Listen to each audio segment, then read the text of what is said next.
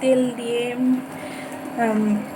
সুন্দর করে তাওয়াটা মাখায় নিতে লাগবো। এই পাশে কিছু পিঠা বানানোর পেস্ট তৈরি করা আছে, এইটা সুন্দর করে দিয়ে পিঠা তৈরি হবে। দেখতে পাচ্ছ ইন্ডাকশনে তাওয়া গরম হচ্ছে।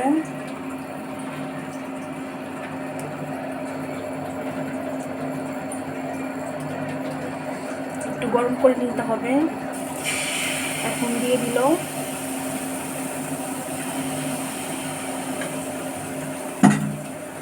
এটাকে ভালো করে ছড়িয়ে নিতে হবে।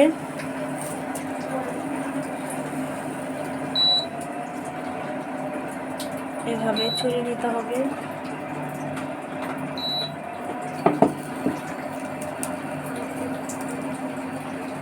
এটা অল্প কিছুক্ষণ হবে।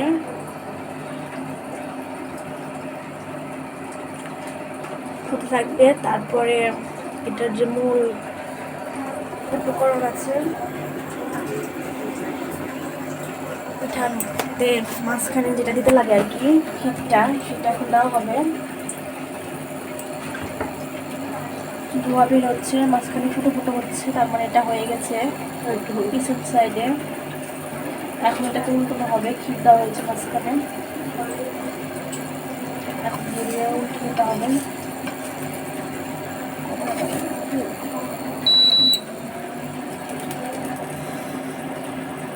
দেখতেই পাচ্ছ এটাকে সুন্দর করে ডিম যেভাবে আর কি ভাজি বানাই সেভাবে সুন্দর করে এটাকে কি করে না হলো, 4-5টা সেভাবে ঘুরিয়ে দিল, টাচ করে নিতে হবে। ফাইনালি পিঠাটা হয়ে গেছে।